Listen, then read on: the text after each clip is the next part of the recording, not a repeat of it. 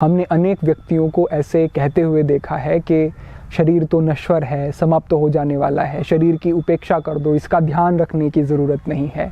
लेकिन ये सारी चीज़ें गलत हैं, क्योंकि शरीर आधार है। इस पृथ्वी पर यहाँ पर हमारा जन्म हुआ है, तो इस शरीर के माध्यम से ही हम सभी कुछ प्राप्त कर सकते हैं। वो चाहे मुक्ति है, मोक्ष है, आपके भौतिक लक्ष्य हैं या जीवन का संतुलन, जो भी कुछ आपको प्राप्त होगा माध्यम ये शरीर ही बनेगा। इसीलिए कहा गया है कि धर्म अर्थ काम मोक्षाणा आरोग्य मूल मुंतमम, कि आरोग्य ही धर्म अर्थ काम मोक्ष जितने भी पुरुषार्थ हैं उन सभी के मूल में है।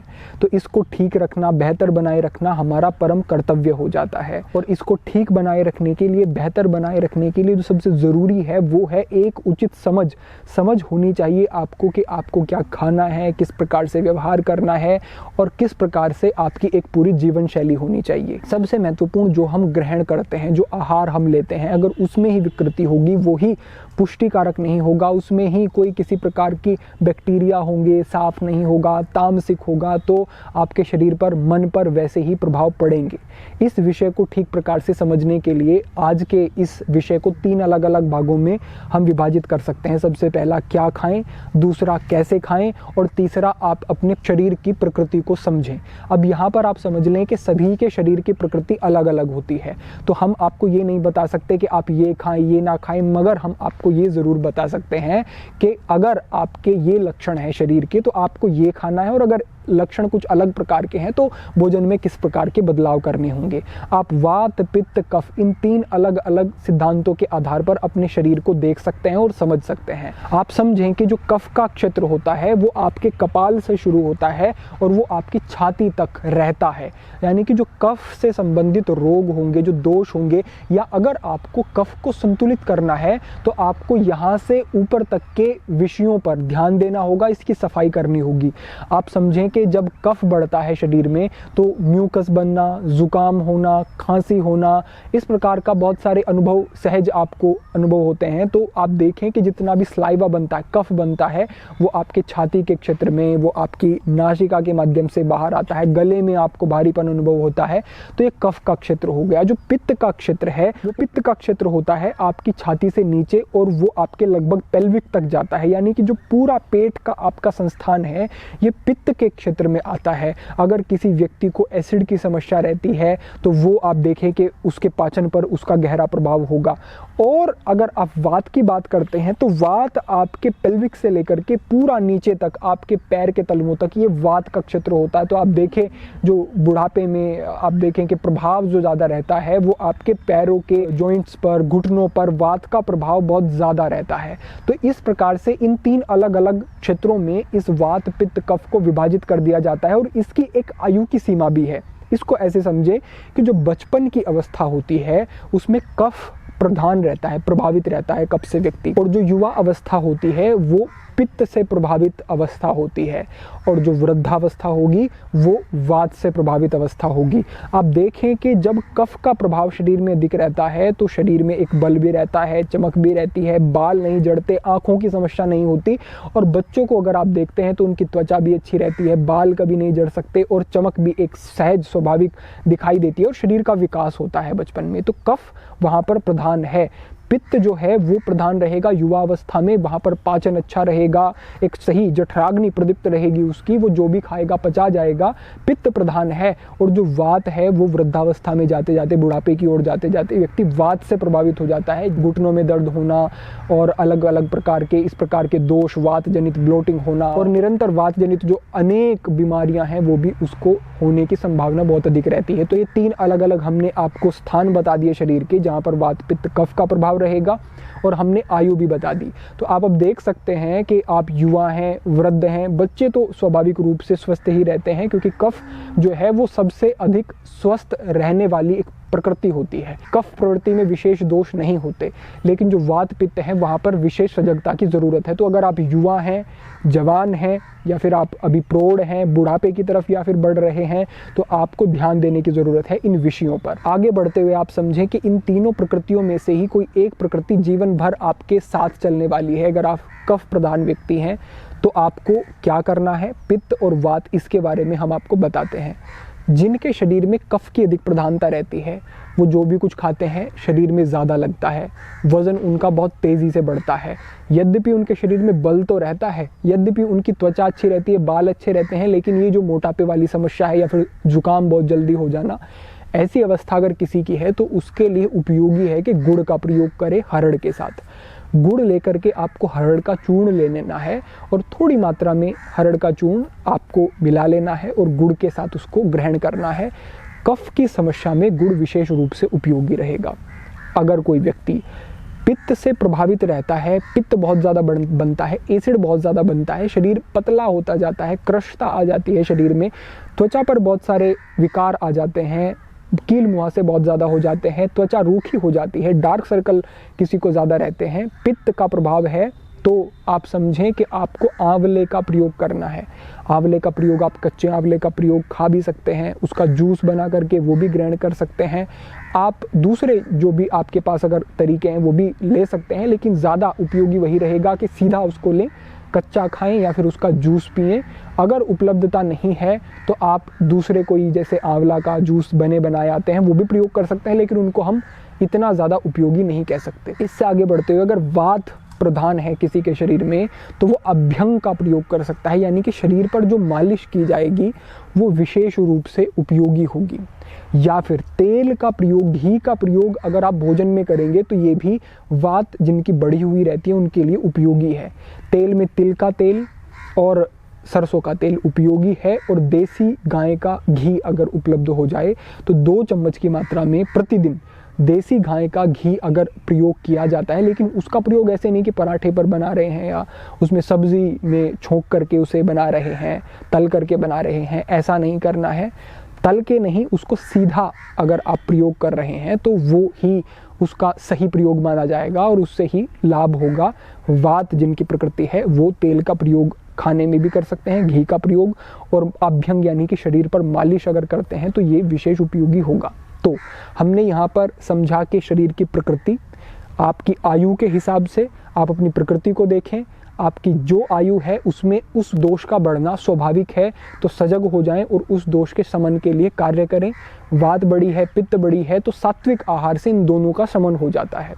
वात पित्त को नियंत्रित करने के लिए जल का अधिक प्रयोग करना विशेष उपयोगी है। इससे आगे बढ़ते हुए जो हमारा दूसरा बिंदु आता है, कैसे खाएं, ये बहुत ज़्यादा ज़रूरी है। इस बिंदु को आप ऐसे समझें कि उषापान विशेष रूप से उपयोगी बताया गया है। तो प्रातःकाल हल्का सा गर्म पानी, जो सर्दियों का मौसम है उसमें, और जब गर्मियों का मौसम है तो स्वाभाविक जो भूमि से निकलने वाला जल है, स्वच्छ जल, वो अगर आप ग्रहण करते हैं 2 गिलास की मात्रा में। अब इतना भी नहीं पीना होता है, कई लोग बहुत ज़्यादा ही कुछ पी जाते हैं और उससे उनको फिर डकारें आती हैं, उनको भारीपन लगता है, ब्लोटिंग टाइप कुछ उन्हें लगता है, तो वो ठीक नहीं है। बस आपको 2 गिलास की मात्रा में आपने ले लिया पानी तो ये पर्याप्त होगा, या फिर अगर आपकी क्षमता बढ़ी हुई है तो वो ठीक है, लेकिन अपनी क्षमता के अनुसार आपने उषापान कर लिया। उषापान के बाद आप कुछ समय तक टहलते हैं, शौच आदि से निवृत्त होते हैं, फ्रेश होने के बाद आप अपना व्यायाम करते हैं, प्राणायाम आदि करते हैं। अच्छे से ये आपका जो दैनिक कर्म है ये आपने पूरा किया, शौच आदि से आप निवृत्त हो गए, व्यायाम आपने कर लिया, फिर आपको अच्छे से भोजन ग्रहण कर लेना है। ठीक तरीके से ठीक मात्रा में भोजन ग्रहण कर सकते हैं, क्योंकि रात भर में आपकी शरीर को अब कुछ मिला नहीं तो पेट खाली है, तो अच्छा खासा मात्रा में, जितना ये भी नहीं कि बहुत ही अधिक आप अपनी क्षमता से अधिक, आवश्यकता से अधिक खाएं, वो ठीक नहीं, लेकिन ठीक मात्रा में आप, जिससे कि आपके शरीर को पुष्ट भी हो आपका शरीर और पूर्ति भी हो, उतनी मात्रा में आपने भोजन कर लिया। उससे आगे बढ़ते हुए आप दोपहर के और प्रातःकाल जो आपने नाश्ता किया है उसके बीच में कुछ फल ले सकते हैं, कुछ जूस ले सकते हैं, लेकिन वो तभी लें अगर आपका शरीर वैसी मांग करता है। कुछ व्यक्तियों को ज़्यादा भूख लगती है, युवा हैं, शारीरिक परिश्रम करते हैं, तो वो फल लें, जूस आदि लें बीच में। और उसके बाद आपको दोपहर को सात्विक आहार लेना है। आहार में ध्यान रखें कि तेल बदलना है, अन्न बदलना है, और कोई भी 2 प्रकार के अन्न, जैसे कि आप चावल खा रहे हैं तो उसके साथ बाजरे की रोटी, कभी चावल खा रहे हैं तो उसके साथ मकई की रोटी, कभी बाजरा मकई दोनों मिला करके, कभी चना बाजरा मकई गेहूँ सारे मिला करके, ऐसे मिला करके आपको रोटी को चावल को ग्रहण करना है। कोई भी 2 आपको सब्जियां रखनी है, एक दाल रख ली, एक सब्जी रख ली, इस प्रकार से करना है। अगर बल का वर्धन करना है, पुष्ट करना है शरीर को, तो ये अच्छा है। फिर आप राजमा छोले वगैरह भी खा सकते हैं। लेकिन जिनकी आयु कुछ बड़ी हुई है वो राजमा छोले की तरफ बहुत ज़्यादा ध्यान नहीं देंगे, वो सात्विक सब्जी खाएंगे, हल्की बनी हुई, हल्की पकी हुई, तो वो ही उनके लिए श्रेयकर है। तो अपनी अवस्था देखनी है, अपने शरीर की प्रकृति देखनी है। अब किसी का पित्त किसी को बढ़ा हुआ है और वो बहुत मसाले ऊपर से खा रहा है और आप सोचते हैं कि आप स्वस्थ रह जाएंगे, शरीर में फिर किसी प्रकार की विषाक्तता नहीं होगी, एसिड नहीं बनेगा, जलन नहीं होगी, डकारें नहीं आएंगी, ऐसी अवस्थाएं बनेंगी, स्वाभाविक है। तो आपको देखना है आपके शरीर की प्रकृति कैसी है, वैसा आपको आहार करना है। सात्विक आहार सभी के लिए उपयोगी है, कम मिर्च मसाले। यद्यपि मसाले भी जो हैं वो भी औषधि की तरह कार्य करते हैं, लेकिन अगर बहुत कम मात्रा में ग्रहण किया जाए। अब औषधि आप कितनी कोई औषधि ग्रहण करते हैं, अगर कोई भस्म लेते हैं तो उसका अनुपात ग्राम में भी बहुत बहुत कम उसका अनुपात होता है। अगर कोई तीव्र औषधि लेते हैं तो बहुत ही थोड़ी सी मात्रा ली जाती है। तो इसी प्रकार से जो मसाले हैं वो उसको आप भोजन की तरह ना खाएं, उनको बहुत कम मात्रा में अगर प्रयोग करेंगे तो वो भी अच्छा है, कोई हानि नहीं, लेकिन बहुत ही कम मात्रा में कभी कभी प्रयोग कर सकते हैं। अन्यथा मसाले कम, मिर्च कम, और लाल मिर्च ये तो विशेष रूप से आप छोड़ ही दें। प्याज लहसुन ये आप इससे जितना हो सके उतना दूरी बनाए रखें। तामसिकता बढ़ेगी, मन में विचारों पर प्रभाव पड़ेगा, ब्रह्मचर्य पालन आदि में भी हमारे नवयुवकों को दिक्कत होती है। तो ऐसा आप समझ लें कि आपने ये ग्रहण किया। अब आ जाएं आप संध्या के भोजन की ओर। संध्या के भोजन को आपको सूर्यास्त पूरी तरह से होने से पहले ग्रहण कर लेना है, या फिर किसी वजह से उतना सही टाइम पर अगर आप कभी नहीं कर पाते हैं तो 8 बजे से पहले आपको भोजन ग्रहण कर लेना है, जिससे कि आपके सोने के और भोजन के बीच में एक 2 घंटे का 1.5 घंटे का एक अंतर अच्छे से बना रहे। तो ये उपयोगी होगा आपके लिए। कैसे बैठ करके खाना है, हमेशा पालथी लगाकर बैठकर ही खाना है। पालथी लगाकर बैठ के खाएंगे तो भोजन कम खाएंगे आप। अगर आप कुर्सी पर बैठ के खाएंगे या दूसरी किसी अवस्था में तो वो ज़्यादा खाया जाएगा। तो खड़े होकर कुर्सी पर बैठने की बजाय पालथी लगाकर ही भोजन ग्रहण करें, ये अच्छा है, उपयोगी रहेगा आपके लिए। आप हाथ से भोजन ग्रहण करें तो ये ज़्यादा अच्छा है, क्योंकि इन हमारी उंगलियों में पंच तत्वों का एक पंच तत्व इनमें विद्यमान रहते हैं और इनसे हम उनको प्रभावित भी कर सकते हैं। तो हाथ से भोजन करेंगे तो अधिक स्वाद भी आएगा भोजन में और वो ज़्यादा अच्छा भी है। तो हाथ से भोजन ग्रहण करें, अच्छा है। दूध के विषय में हमें अनेक प्रश्न प्राप्त होते हैं कि कब ग्रहण करें, कितनी मात्रा में, कैसे ग्रहण करें। तो आप समझें कि अगर युवा अवस्था के किसी व्यक्ति के बारे में हम बात करते हैं तो उसको दूध पीते ही सो जाना उसके लिए हानिकारक है। विशेष रूप से दूध पीते ही सो नहीं जाना है। दूध पीने और सोने के बीच में लगभग आपको 1.5 घंटे 2 घंटे का एक अंतराल आपका होना चाहिए। यानी कि अगर आप रात्रि में भोजन कर रहे हैं तो अनिवार्य नहीं है कि आप फिर दूध भी पिएं। अगर आप रात्रि में भोजन अब नहीं कर रहे हैं, क्योंकि 2 समय भोजन करना भी व्यक्ति के लिए पर्याप्त होता है जिसका शारीरिक परिश्रम नहीं है, तो संध्या में आप केवल दूध ले रहे हैं थोड़ी मात्रा में, तो वो भी आपके लिए ठीक है। लेकिन दूध पीते ही अगर युवा अवस्था में विशेष रूप से सो जाएंगे, स्वप्न दोष जैसी समस्याएं बनती हैं, उचित नहीं है, हानिकारक है। तो दूध पीते ही सो नहीं जाना है। अगर हाँ बच्चों को आप दे रहे हैं तो ठीक है, कोई समस्या नहीं है, दे सकते हैं। और अगर आप कुछ अधिक आयु के व्यक्ति को दे रहे हैं, 45-50 साल के बाद के किसी व्यक्ति को दे रहे हैं, तो वो भी कोई उसमें हानि नहीं है। लेकिन युवा अवस्था में, जवानी की जो अवस्था है आपकी, उसमें आपको दूध पीते ही सो नहीं जाना है, ध्यान रखना है इस बात का। एक और बात का ध्यान रखें, महर्षि चरक कहते हैं कि काल भोजनम आरोग्य कारणाम, के काल सही समय पर भोजन किया हुआ जो है वो आरोग्य का कारण है। तो जो आपने एक निर्धारित समय कर दिया भोजन करने का, वो आपका फिर निर्धारित रहना चाहिए। सुबह, दोपहर, संध्या में किस समय करते हैं पता होना चाहिए आपके शरीर को। तो ये भी आपको ध्यान रखना है। सोने का समय, उठने का समय आपके निश्चित रहने चाहिए। कभी कोई कार्य है, बाहर है, कोई विशेष कारण हो गया, आगे पीछे हो जाता है रूटीन, तो वो बात अलग है। अन्यथा अपना जो एक समय है वो आप निश्चित रखेंगे तो वो ही आपके लिए हितकर है। तो ये आपने समझा कि कैसे भोजन को ग्रहण करें, क्या भोजन ग्रहण करें। अंत में थोड़ा सा प्रकाश इसकी तरफ अगर हम डालें तो समझें कि आपको केवल सात्विक आहार की तरफ ही ध्यान देना है। कभी महीने में 1 बार 2 बार राजसिक आहार कई बार लेते हैं, कोई मिर्च मसाले वाले इस प्रकार के चटपटे भोजन कभी आपने कोई बाध्यता हो गई, कहीं बाहर गए हुए हैं, उससे विशेष हानि नहीं होगी। लेकिन रोज़ रोज़ हमारे शरीर में विषाक्तता बढ़नी शुरू हो जाती है। हमारे शरीर में भोजन जाता है, कुछ समय तक रुकता है, अगर सही से वहाँ पर वो पाचक रस उसके साथ मिलकर उसे पचा लेते हैं तो समझो वो ठीक से सफाई हो जाती है। अगर वो वहाँ पे रुक गया तो विषाक्तता बढ़नी शुरू हुई। एक बार राजसिक लिया, कुछ विषाक्तता बढ़ी, अब आपने या तो उपवास कर लिया, राजसिक भोजन लेने के बाद मिर्च मसाले खाए, बाहर का खाया, अगले दिन उपवास कर लिया तो सफाई हो गई। लेकिन एक दिन राजसिक खाया, मिर्च मसाले खाए, बाहर का तला भुना भोजन खाया, उसके बाद फिर से राजसिक, तो वो जो विषाक्तता का स्तर है वो बढ़ता चला जाएगा। एकदम से उसका प्रभाव नहीं दिखेगा, लेकिन कुछ समय बाद आपको अल्सर हो सकता है, गैस्ट्रिक समस्याएं हो सकती हैं, पित्त बढ़ सकता है, और भी अनेक विकार आपको हो सकते हैं। और आज के समय में पाचन की समस्याएं बढ़ती ही जा रही हैं। इसका कारण यही है कि ये आहार की गड़बड़ियां हैं।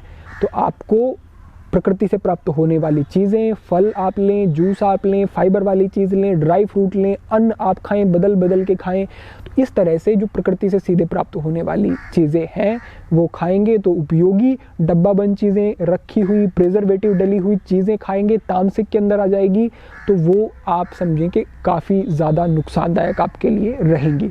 तो ये भोजन का एक प्रारूप है, ये भोजन का एक क्रम है। इसको समझ करके सही प्रकार से जो भोजन ग्रहण करेगा व्यक्ति, उसे कभी कोई समस्या नहीं हो सकती, क्योंकि आप समझ लें कि अधिकांश रोग का कारण आहार ही है। इसीलिए कहा गया है कि आहार संभवम वस्तु रोगाश्च आहार संभवा, के जो ये शरीर है ये आहार से ही बना है, और जो इसमें बीमारियों का रोग का कारण है वो भी आहार ही बन जाता है। तो आहार को ठीक कर लिया तो बहुत सारी समस्याएं आपकी समाप्त हो जाएंगी। भोजन कैसे करें एक बड़ा प्रश्न है, इस पर हमने जो ये मार्गदर्शन किया, अपेक्षा है इसका आप अनुसरण करेंगे और इससे लाभ उठाएंगे, अपने बंधुओं तक भी साझा करें, जिससे कि एक जागृति हो और हम अपने आयुर्वेद, अपनी संस्कृति और अपने सिद्धांतों से जुड़ करके अपने जीवन को आनंद के साथ जी सकें। आज के लिए आपके प्रश्नों के आधार पर यही एक मार्गदर्शन था। भविष्य में आपके प्रश्नों के अनुरूप, आपकी जिज्ञासाओं के अनुरूप, और जो लगेगा हमें कि आपके लिए अनिवार्य है, हितकर है, आगे भी मार्गदर्शन होते रहेंगे। सभी के लिए प्रार्थना, सभी के लिए मंगल कामना। आज के लिए इतना ही। ओम नमः शिवाय।